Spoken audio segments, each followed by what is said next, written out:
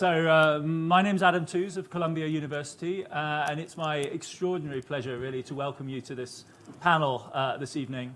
I think it barely needs stressing from my side what a privilege it is to listen to the folks that we have here. Briefly, of course, we have Kuroda, the governor of the Bank of Japan. Welcome. Mark Carney, the governor of the Bank of England. Cecilia, Skingsley of the Swedish Central Bank. Charles Lee, CEO of the Hong Kong Exchange and Clearing. And David Lipton, First Deputy Managing Director of the IMF. We, between us, must at the front here have decades of experience in the financial markets, in banking and in central banking altogether. And our theme this evening is going to be the future of financial regulation, financial governance in the turbulent times that we face, both from the point of view of macroeconomics, the markets, and from the political and geopolitical environment that has been the subject of so much discussion at Davos this year. The format we're going to use is that we use whenever we have such a panel, such a heavyweight panel and so little time, which we will drive this through discussion through a series of questions. And we will move as quickly as possible to the floor, so as you may have the chance to ask questions yourselves and make best use of this time. The question I thought that we would start with, and I thought I would start by asking the central bankers, and perhaps in order of sequence from the left-hand side towards the centre, is the question of where you see the financial system 10 years on from the shock of 2008, and its resilience, and its stability, potential vulnerabilities to shocks. How you, of course, this is a conditional on your estimation of what shocks we might realistically expect to face. But just your take on that balance of probabilities, because as we all know, forecasts of GDP have moderated, but above all, the international agencies have been adding a larger risk component to their assessments. How does it look from the central banking point of view? Well, I think the best way to maintain resilience is to protect what we have actually achieved. It's important to remember that under the G20 agenda, under the excellent chairing of Governor Carney and the FSB, we now have larger capital in banks, liquidity buffers in banks. We have special regulations handling too big to fail problems. We have handled the counterparty risks in derivatives, regulations for resolutions, etc. So I think my first message is we should be very careful to maintain what we have achieved in these areas, because there is already a lot of creativity and energy going into, in different ways, trying to dilute these reforms. And if we think it's noisy already today, wait until we get a global downturn, and these voices will be very noisy. So I think we should try to agree that the best way to handle or avoid the next crisis, remember the last one, and remember and protect what we have achieved. And if I might press you on what you've just said, the we that should hang on. Is there what is the community that you're appealing to? There is always details in a reform that can be discussed. I appreciate that. But I get personally concerned when I hear a lot of energy being put into trying to dilute regulations that has not yet been put in place. It's a very slow process of executing these. And try to tear them apart already would definitely be the wrong way to go. Governor Carney? A couple quick comments. One, pick up where Cecilia left off, which is that memories are short in finance. Financial lobbies are powerful, and success is an orphan in financial stability. The more successful, the more people forget about what can happen. So complacency is a danger. And now, that said, I absolutely agree. The core of the financial system, the banking sector, has been transformed. I can give you lots of stats with very large multiples to prove that, but since we're on ping pong, I won't. Happy to provide them if anyone takes the other side of that. Half of the system, though, now is market-based finance, and we should have a chance to talk about that and what that could mean. That's both good and potentially create some new risks. And then the other thing I'd say is that what we have tried to do, and I'll finish with this point, is to plan for failure in two ways. One, ending too big to fail. We're on a process to end too big to fail, having bail-inable debt.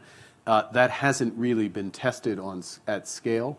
And there's supposed to be incentives that are driven by those debt holders as well. It's not just that they provide other capital, but they should know that they have skin in the game, and that should help discipline. Not yet tested, has to be seen through. The other form of failure that we need to plan for is around operational risk and cyber. Obviously, huge effort has to be made to make the system more resilient. It's being made, but you've got to look at these situations and say, at some point, some core service or institution might be down for a while, and what is the system going to do about it? That's an area where we need to do a lot more work. Governor Kuroda. Yeah, the global financial crisis started around 2008.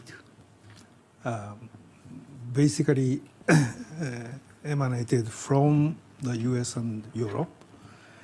The Japanese financial system was not much affected, but still we strongly support the work of FSB as well as the Basel Committee to substantially strengthen financial regulation over particularly commercial banks and also some others. And already strengthening capital requirements, strengthening liquidity management, derivative transaction, too big to fail, and so on and so forth. Those are already agreed upon, and the Basel III has been already finalized. But not all items of Basel III and so on and so forth have been implemented. Some are going to be implemented in coming years. So at this stage, as she emphasized, no need to dilute the agreement, but rather we carefully monitor how all members of the Basel Committee, all members of FSB, as well as others, implement in a timely manner. That is the most important at this stage. Of course, the Basel Committee will evaluate if there's any side effect of items of regulation. Of course, they are prepared to discuss any necessary adjustment. But really, I think the most important is to implement in a timely manner and look at carefully if anything negative side effect are coming from the new regulations. And Mark mentioned cyber risk. I think this is going to be the most significant risk faced by the financial system, not just banks, but non-banks and so on and so forth. So in coming years, probably this cyber risk issue would be the most serious kind of risk, and we have to carefully study and think about ways to strengthen the system against any cyber attack. I want to come back to both the market-based finance and the cyber point in a minute, but maybe from the point of view of the IMF, David Lipton, how do you evaluate, as a sort of contrasting point of view, perhaps, of the central banks, the situation in the global financial? No, I agree with what's been said. I think a lot's been accomplished, and the changes that have been made really help protect our financial system. It's important that there not be backtracking. I think we do, as has been suggested, need to look at the broader perimeter of new activities that have not caused problems in the past, but where risk may be migrating in the non-bank sector. I think we also need to use some of the tools that have been developed but haven't really necessarily all been tried out, macroprudential tools to see what's useful and could supplement and in a sense support the reforms that have been done. And as Kuroda-san has said, I think even more broadly than cyber, we need to be thinking about how technological innovations may change the landscape a bit and require some adjustment to the way we look at things, either the perimeter of including, regulating some of the new financial technologies not according to entity, but according to what kinds of banking or financial activities and financial risks that they may bring up. And I think to some extent we need to look outside of the financial sector to see whether there could be problems brewing, say, in the area of corporate debt in some places or in some pockets in some places that might feed back. I recall that if you think back to LTCM days, the idea was let's not regulate hedge funds. Let's take a look at the banks that lend to hedge funds, and we don't have to think about the individual companies. And of course, the hedge funds didn't end up being the problem, but rather banks were doing all sorts of other things that ended up being the problem. But we need to look at to make sure we understand the leverage, the maturity transformation, the liquidity transformation that's going on elsewhere in the financial system, and whether there could be problems that come back to asset management companies, or if the risks have really now reside with the investors, to the investors, and with some dynamic that could be problematic. This may not be for bank regulators. This may be something that, in the end of the day, is a broader issue about the financial system. But I think we need to make sure we're not fighting the last war, but rather looking at the landscape we face. Thank you. Charles Lee, you obviously now coming at these problems from the question really of the equity markets. Before that, however, you had a very distinguished career in banking, and obviously from Hong Kong you have a privileged vantage point on one of the banking landscapes that is most on everyone's mind, namely the Chinese banking landscape. Do you share the overall sanguine viewpoint that we've had expressed so far? Yes, but I'm much more looking from a China perspective. Just think about 10 years ago what China did and what China is faced today. I mean, essentially, 10 years ago when confidence was completely evaporating around the globe, and China decided to plug the hole and put a lot of burden on its shoulders, and essentially a 4 trillion renminbi flooding into its own market, essentially sending a signal that, okay, we're going to be at least flooding that hole, and we're going to import all that problems. So I think that was a great, act of contribution. But that presented with China, or left China with two big problems, and that has been brewing over 10 years. Essentially, that 4 trillion was flooded into the economy when China did not really have any real efficient allocation system for that money to really find the right place.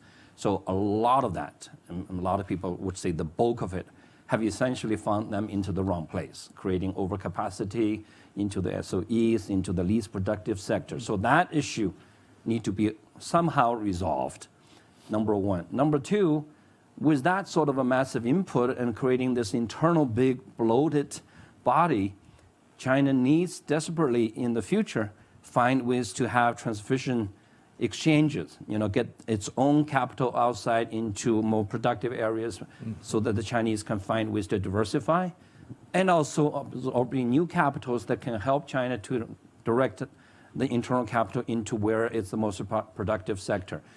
So now China find 10 years later that having become part of a team, solving a big problem, and having two problems to solve now, and the partners are not interested anymore, or the partners start to say, we don't like you anymore. I know 10 years later, you stand up for the family, but today we want a divorce. So now how to deal with that issue is becoming very important. But ironically, I think on that issue about internal allocation, more efficient allocation, the right allocation, the mechanism, ironically, China may have found a different way of doing it through fintech, which is a solution. On the capital, in and out, I think they found Hong Kong as another place to solve that problem. So, but I thought the questions are now on problems. So on that two solutions, whenever I have a chance to come back, I will talk about that. Well, this is a fascinating angle, and I'd like, if you don't mind, to just deepen it a little bit. Because I wonder, as a historian, I wonder whether the sort of workout that we saw in China in the late 1990s and the early 2000s is something that is now completely off the cards. That was also, of course, something that involved, in the end, international capital, international banking, in the final phases of that in the first years of the new millennium. Is that kind of a vision just completely unthinkable at this stage? No, I think China, whether by design or probably by reality, has developed into a bipolar system.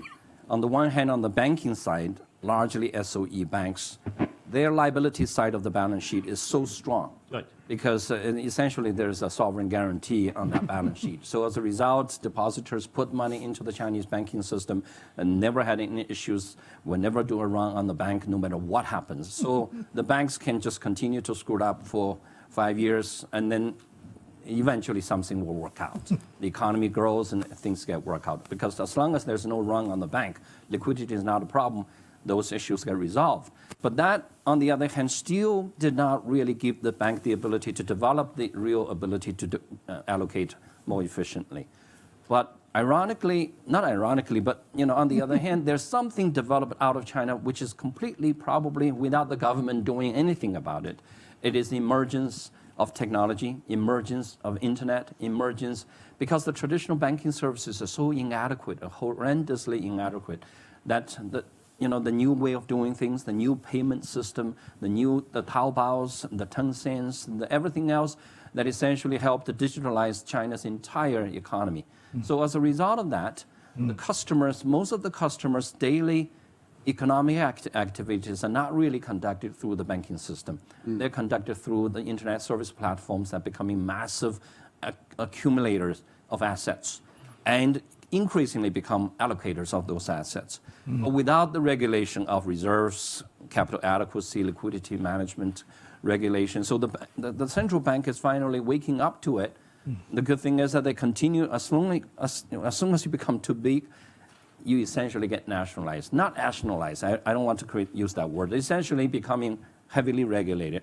But China may have the ability finally to combine the two together to say, okay, maybe the banks and these big platforms can create the regulation, the governance, start to get on that, the middle connectivity. And then maybe China will solve the problem. On the one hand, you have a great, reliable depository base that never run on the bank. And then you have a self-developed, privately owned, entrepreneurial spirited, D&D, distribution and service platform, and the two could potentially connect. The government put the efforts there that could solve that big problem. Yeah. And then the Hong Kong will provide the in and out system through this connect, which is really electronic trading, but settlement and clearing with individual banks, individual markets. So essentially, Stock Connect works this way. International investors are trading Chinese domestic equities through electronic routing of orders to Shanghai matching, but settlement and clear is in Hong Kong. So essentially, and the converse is true, Chinese investors investing into Hong Kong underlines, but electronically, but settlement and clear with China Clear. So basically every day on the bridge in Shenzhen, I'm the only one carry a bag of securities or cash. China Clear carry a bag. We only settle the net of the two market on that day. So as a result, you have massive amount of trading, but after the net buying out, after northbound and southbound connect, very little actually move across the border. So essentially, for example, the last 4 years, Stock Connect, there's net flow into China is only 100 billion RMB, but supported 1.3 trillion RMB worth of trading. So the leverage is massive. So my final word is essentially that connect. Before that, Three Gorges water is this high, ocean is this high, there's a big glass wall divided, and called the capital control. Stock Connect didn't really blow that away. They just lowered the glass wall 5 meters below the ocean, all the way to the bottom of the ocean is still the big wall. But on the top 5 meters of the ocean, water start to move. So as a result, all the price, all the engagement, all the equity interests are being swapped, but capital control maintained is not in and out. Okay. When you sell the securities on the other side, the money goes back to your account. Fantastic. Thank you for that. Very clarifying vision. Governor Carney, I know you wanted to. Well, I mean, I think that's a magisterial description of what's going on in China, and very important points made there. And I think I'm sure we'll pick up, or hopefully we'll pick up more, what we can learn and import in terms of real FinTech innovation from China that would provide better financing, more inclusive financing, more efficient financing for small businesses, for individuals across all our economies. There's one bit of the financial sector, if I may, which might have been left out of that description given time, which is the bit that's near the banking system but isn't that innovative FinTech world, which is, let's call it, the wealth management trusts and the other element, which is more an element of shadow banking. And the reason why I think we're familiar, Charles is familiar with it well, and this is the part of the system as well where, and the Chinese authorities are well aware of this and have been taking measures and addressing it, but it's these are substantial proportions of GDP in terms of assets that don't have the rock solid guarantee in terms of the liabilities, that do have the exposures and have some echoes to some of the structures that grew up in the UK and the United States prior to the last financial crisis. And so the adjustment of those, what goes back on the bank balance sheet, where there are losses, what's worked out, is part of the adjustment there. It doesn't undercut the other two legs of the story, but it's a big element of the reform. But then, and I'll stop with this point, which then bring it back to what some of us mentioned, and you raised, Adam, which is, okay, so what does that tell us about the market-based finance system in the global economy that has grown up quite substantially? And what are the lessons we may have taken from the crisis? To what extent have we applied? Are there new risks? And a lot of this goes to the load-bearing capacity of those entities, whether they're mutual funds or UCITS or pension funds or others. And a general characteristic, I'll put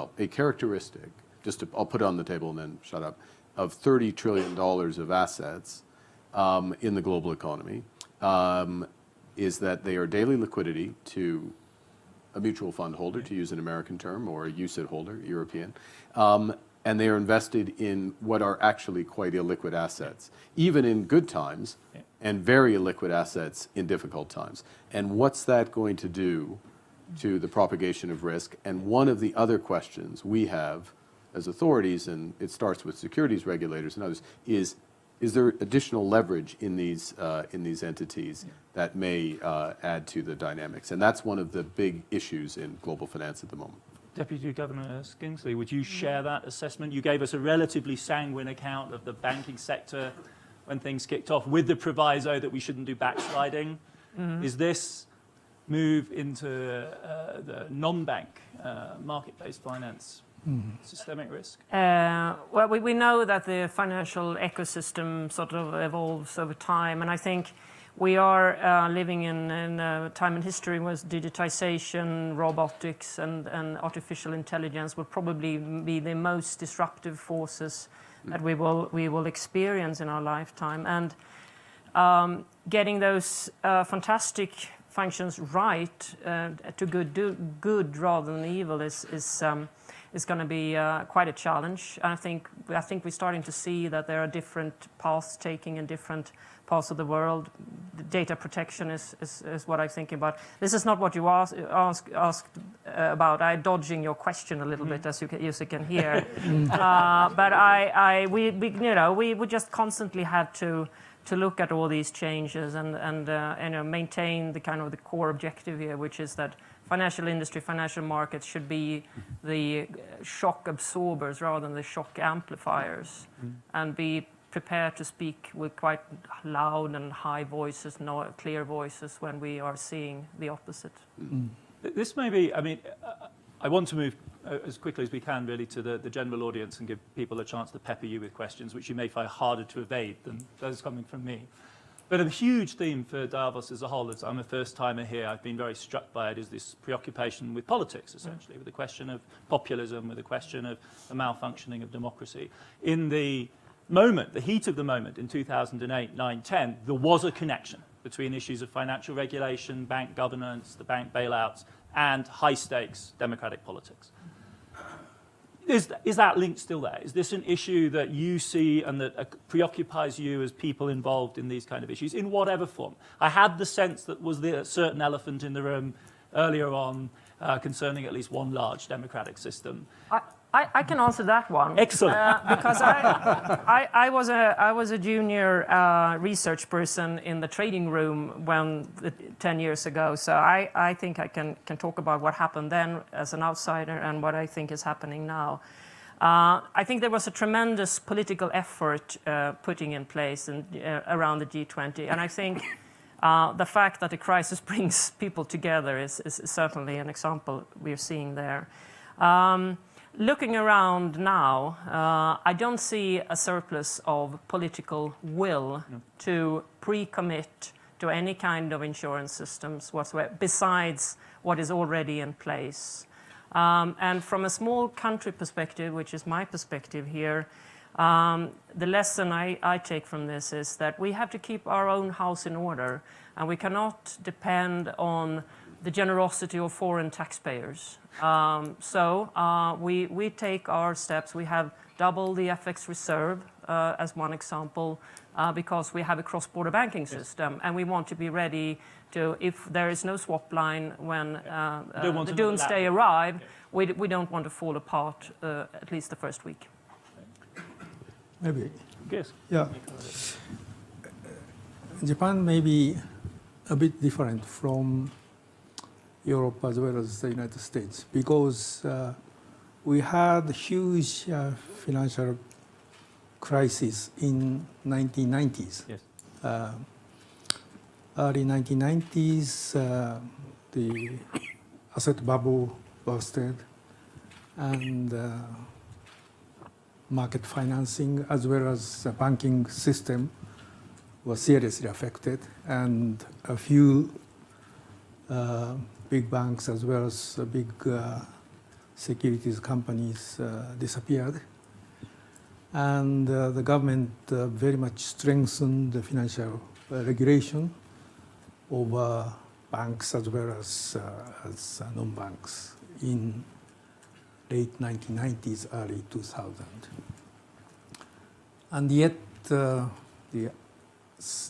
this is my personal assessment, but yet the aftermath of big financial crisis and bailing out of financial institutions by governments and so on and so forth made Japanese politics a bit unstable.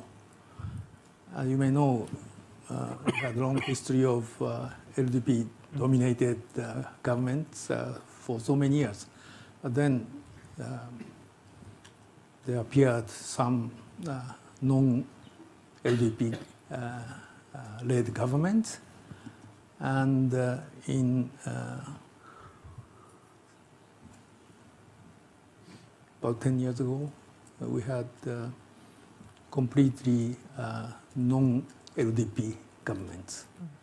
I don't say purely populist, but apparently the 1990s financial crisis, government bailing out activities, and then financial regulation strengthening and so on and so forth had some impact on general public and made non-LDP-led governments. But now the LDP government came back and the political situation has somehow stabilized, like or not. Yeah.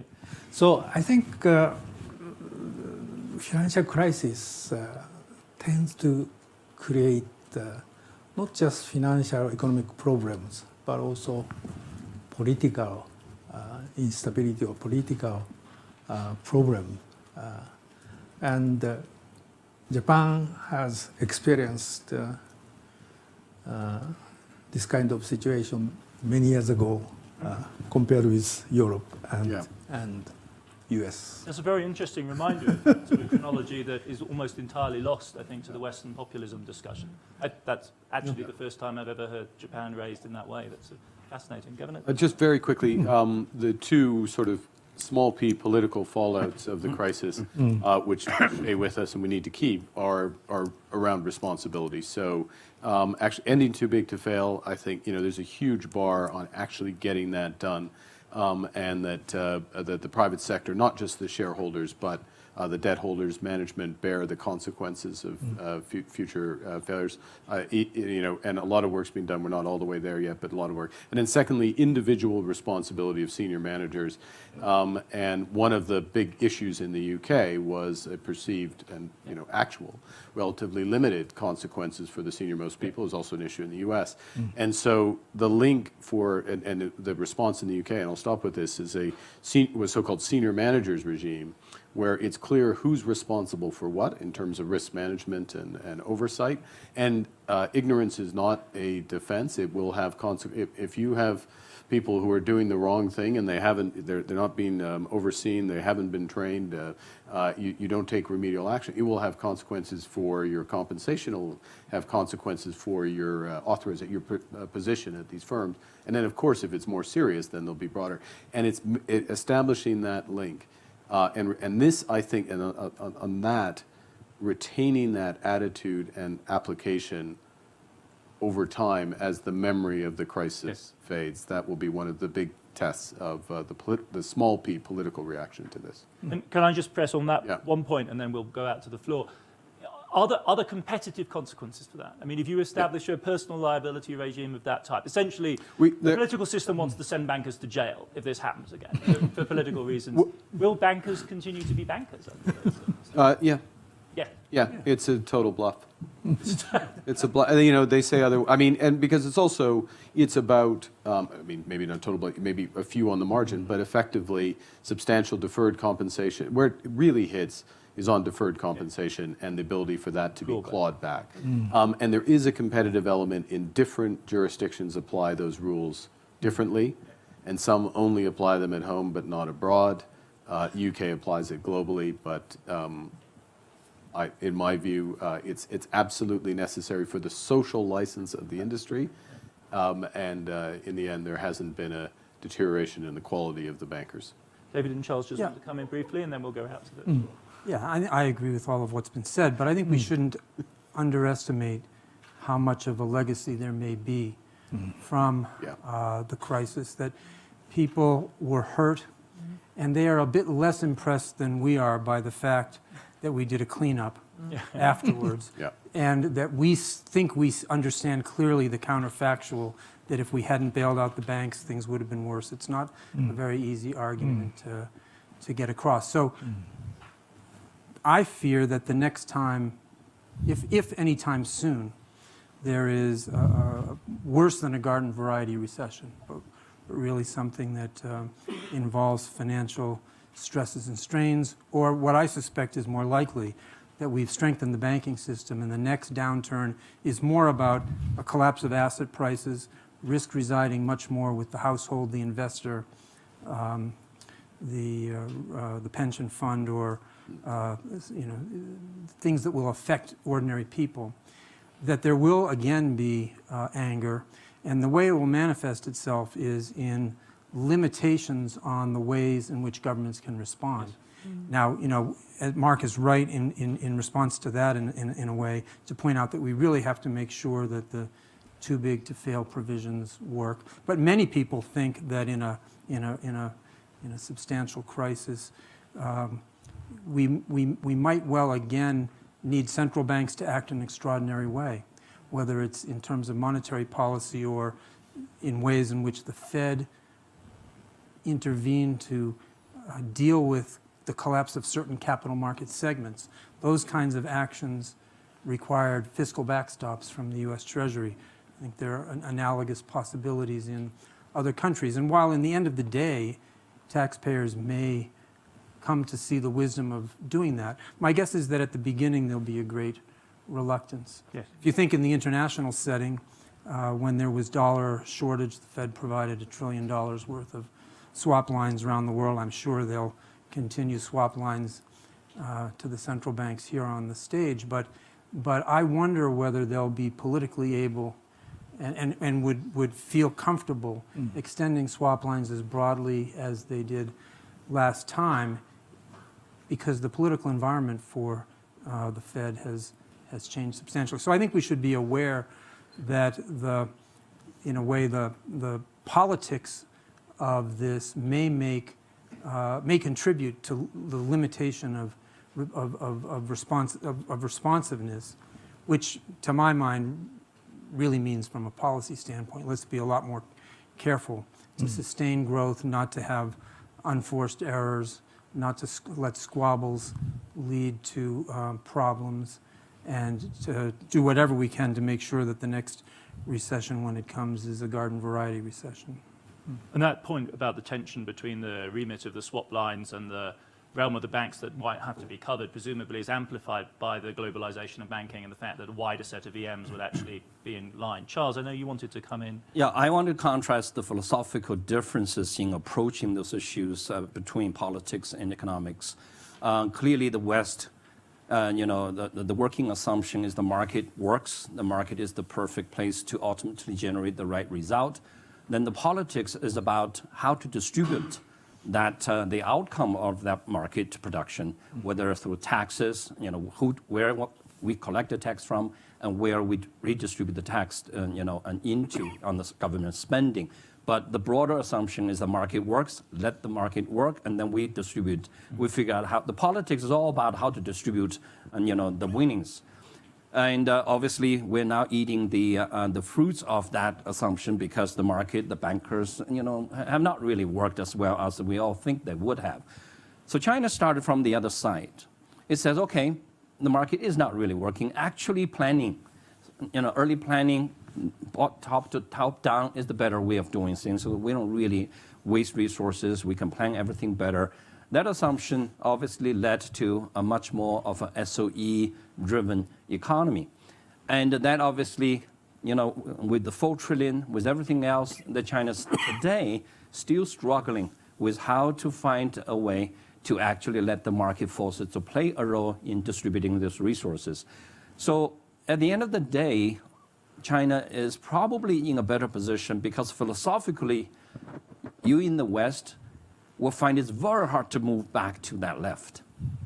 But actually, China can actually move from the left to the right, because the right thing is not about whether the market works perfectly or whether the planning works perfectly. The point is, central plan works to somewhere and then stop working. And when you build a bridge, when you build a major highway, sometimes you need to move a few families away. And as long as you properly compensate that, that should not frustrate development. But on the other hand, if the SOE is monopolizing on all the resources, then we're going to see all the problems that we are seeing in China. Hopefully, China will be able to move, because at least they do recognize the market works. But the problem is you never recognize the government works. So, we'll see how that two travel is going to interact. Fascinating how we move from technical issues to really fundamental philosophical divides on political economy. Can I ask the audience for questions? Perhaps if you could identify yourself, the mic will be coming your way. Good afternoon, everyone. My name is Mohammed El-Kuwaiz. I'm the chairman of the Capital Market Authority, the capital market regulator of Saudi Arabia. This is a very insightful discussion. I noticed a lot of the focus in financial infrastructure revolved around prudential side and the financial stability side. And I just wanted to turn the discussion, if I may, to the conduct side of the financial profession. And if I may use just a quick analogy, another industry, the medical industry, is now quite established with licensing requirements for practitioners, with product liability for things like mistreatment and misdiagnosis. And it seems that the financial sector, in spite of the fact that it is today much larger, doesn't have the same level of licensing requirements and product liability. And I was wondering if there was any talk or any discussion about moving in that direction. Thank you. Does anyone want to respond? Well, I'll start. You're right, the analogy doesn't work perfectly. The product liability, if you will, consequences of financial malfeasance are north of $325 billion since the crisis. That's the running, and I don't think I'm actually giving you the up-to-date figure. These are the fines. Or These are the fines settlements and settlements of various institutions and various jurisdictions, the bulk of which is paid in the U.S., but global institutions and some else. So there's that. I just observed that. So, and actually, it's of an order of magnitude that it spills into financial stability. I mean, that's when you know you really had misconduct, is when it comes into financial stability. First point. Second, talk briefly about senior managers regime and compensation schemes. Senior management of these institutions are now deferring.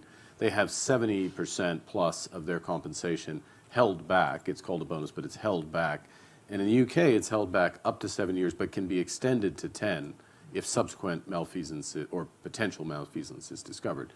So that's, you know, that's some liability that's there. Now, it's not a perfect analogy, but that type of thinking has come in. Last point is that, and it's not the same level of qualification to become a surgeon or a medical practitioner, but the qualifications have been tightened, and what, again, has been done, I can speak for the UK, is that there is a certification regime that is now required for the senior professionals, and it's different in different jurisdictions, different legal professions, or traditions, I should say, but in the UK, your record follows you.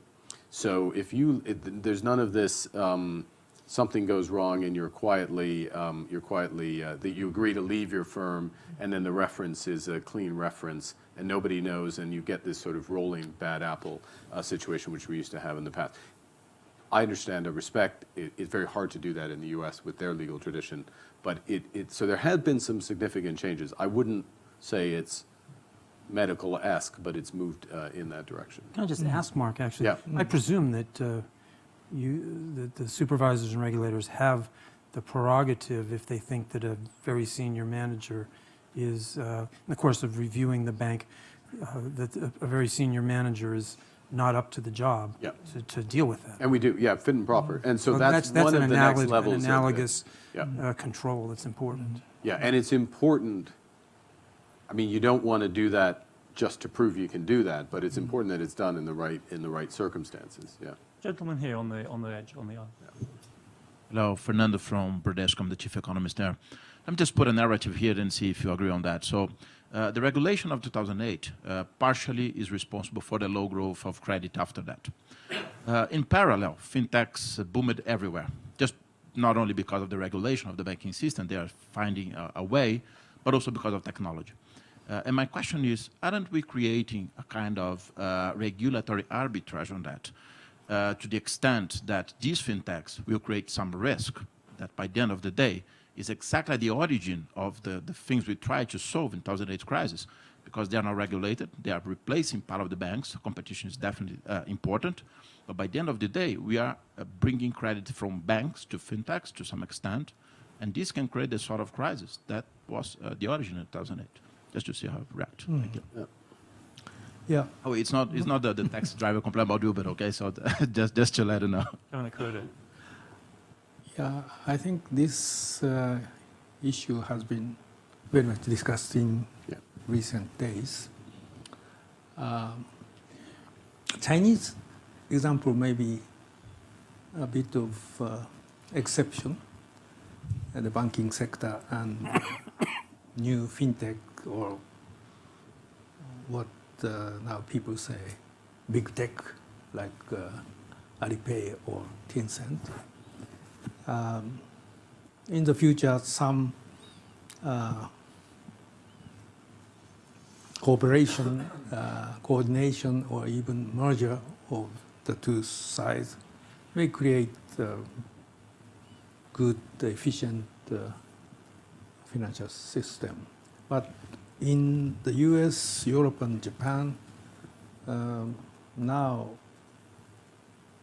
those big tech companies are making we tend to think that these big tech companies are making disruptive impact on the banking sector. And of course, many countries, they are trying to change financial regulation from those based on institutions to based on activities. But even then, still big tech companies specialized in payment and settlement, not taking deposit and lending money and so on and so forth, may disrupt the banking sector in a serious way. So how to deal with this situation? That is a very difficult question. In some sense, again, this is my personal assessment. Nowadays, commercial banks are not only commercial banks, but also many of them are investment banks, asset managers, trust banks, and so on and so forth. So those banks have sort of economy of scope kind of advantage. On the other hand, those big tech companies are enjoying sort of economy of scale, huge scale, specialized in small, narrow range of financial service. And whether this economy of scale and economy of scope and economy of scale, which would dominate, and how to deal with this situation, I think this is going to be a very challenging issue for regulators. Yeah. Charles, do you want to? Yeah, I think the big lesson in China today about fintech, is really a big difference between the big platforms and the thousands of P2P small fintech, all allegedly fintech in China.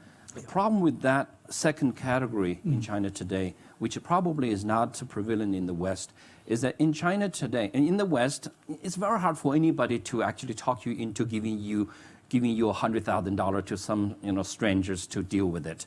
But in China, just a massive amount of depositors who have no real opportunity to really invest their money in a profitable manner.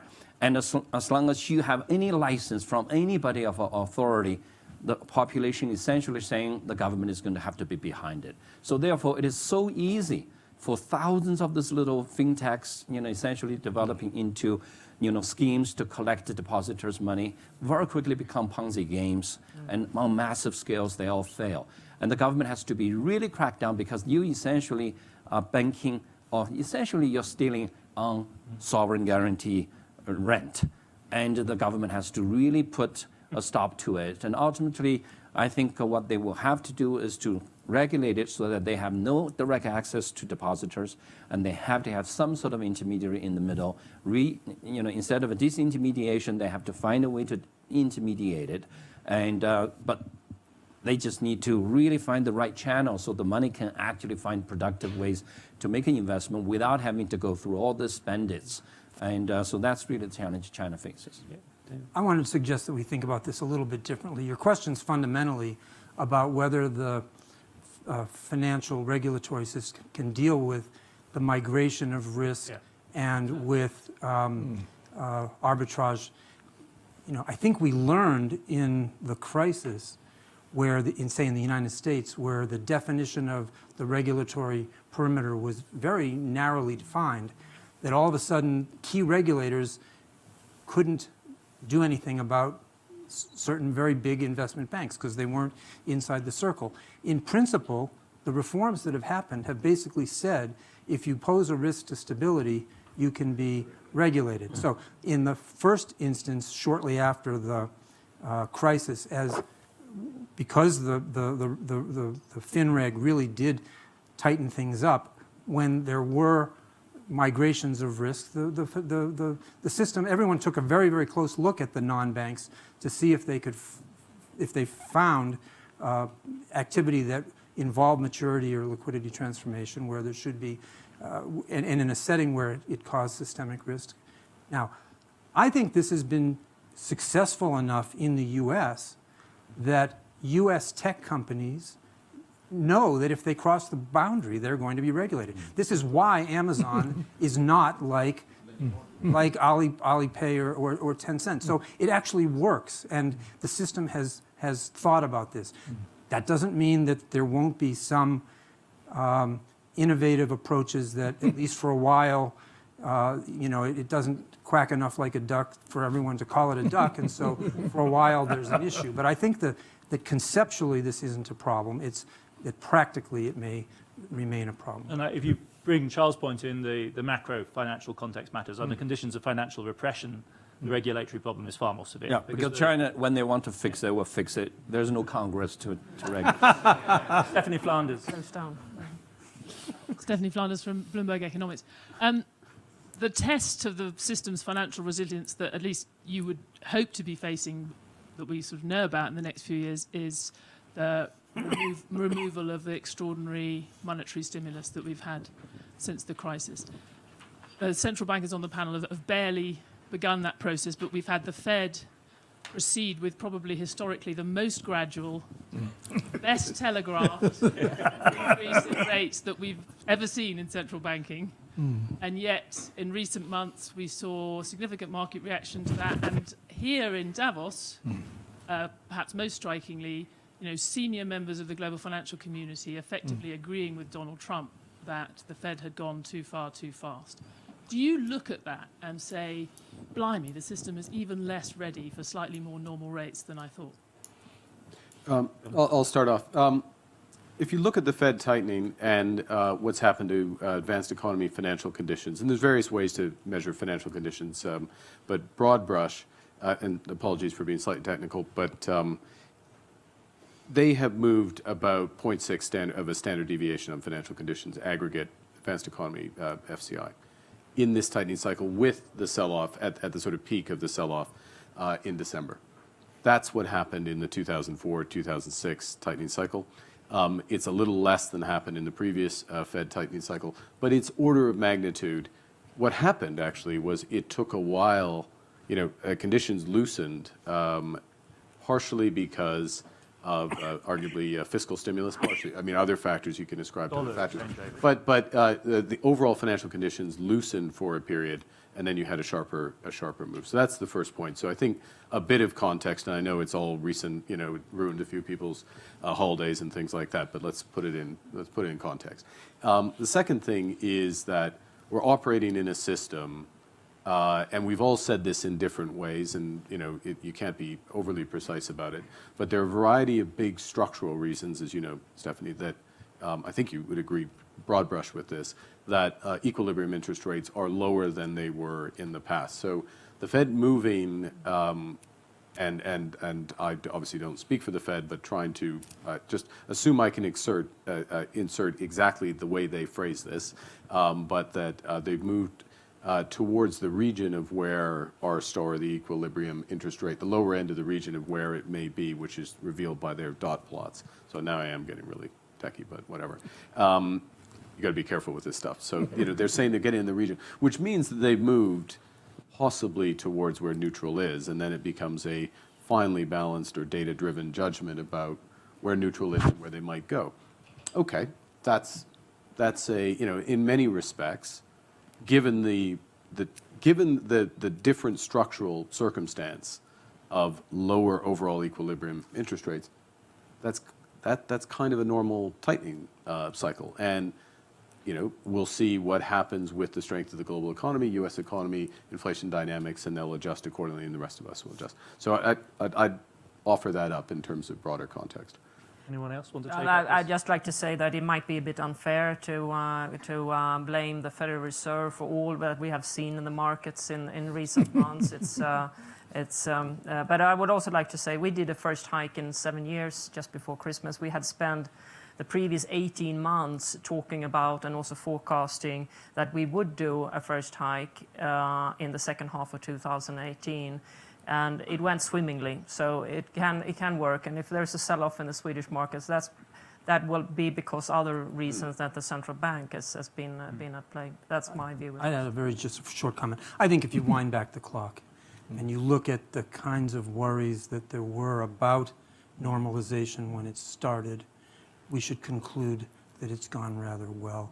And given Mark's point that, if you think about previous cycles where they were more garden variety and everyone thought, at least were pretty sure they knew where you were going to end up at the next peak.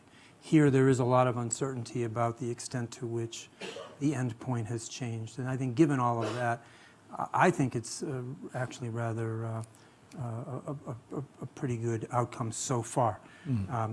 Time will tell, but I think it's been better than most people expected. Can I bundle two last questions? The gentleman with a beautiful green tie and then the gentleman along with a darker tie.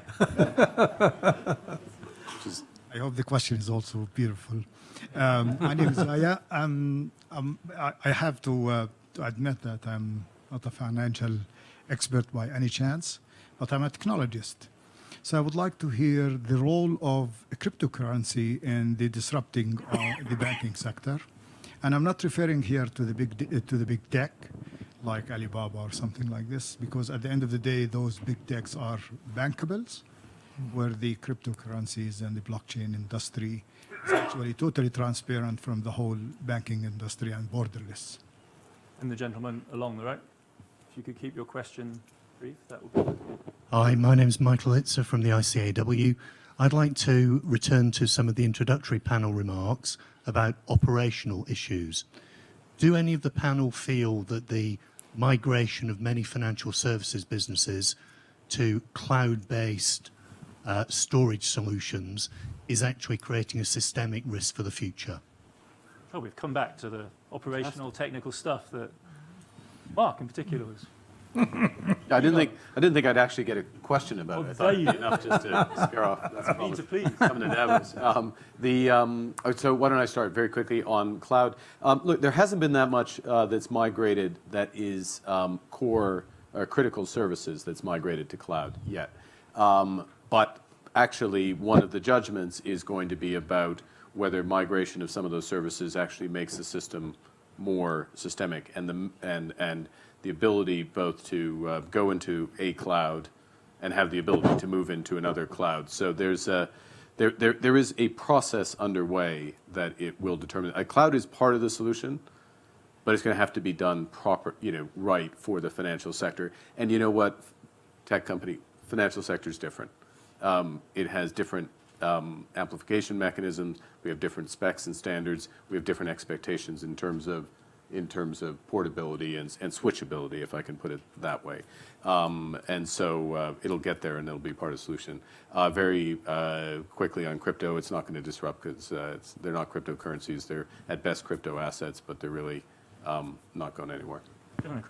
Yeah, I think, and I agree with Mark Carney in the sense that so-called cryptocurrency has not been performing as a currency. Its value fluctuates so widely and not very much used for payment and so on and so forth. It's a subject of pure speculation or something. On the other hand, the technology, DLT or distributed ledger technology, which created cryptocurrency, that technology is not the same as the cryptocurrency, and the technology itself could be used for more productive purposes. And actually, Bank of Japan and the ECB have been experimenting use of DLT for financial transactions and so on. And we found that DLT could be useful for some purpose in financial transactions and financial system. Thank you. As a historian, I tend to think we'll look back on the cryptocurrency episode as a particularly bizarre hybrid born out of libertarian conservative disgust at fiat money, which goes all the way back to the early 70s, combined with the toxic side effects of heavily subsidized coal-fueled electric power generation in China, which is a kind of a dystopian nightmare of the early 21st century. So I'm delighted to hear that central bankers pushing back so hard against this bubble. Altogether, I think it's been a fantastic panel. Thank you very much for such an interesting discussion.